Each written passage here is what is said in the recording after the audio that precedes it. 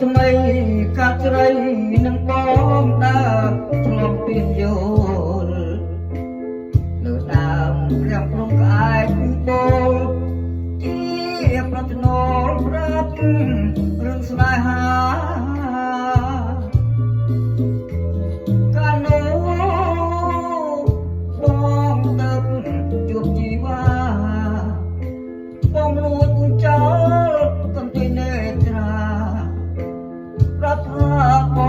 ងស្នេហាស្រីបងពេលក្នុងតនំវាសនាចាពីបពេ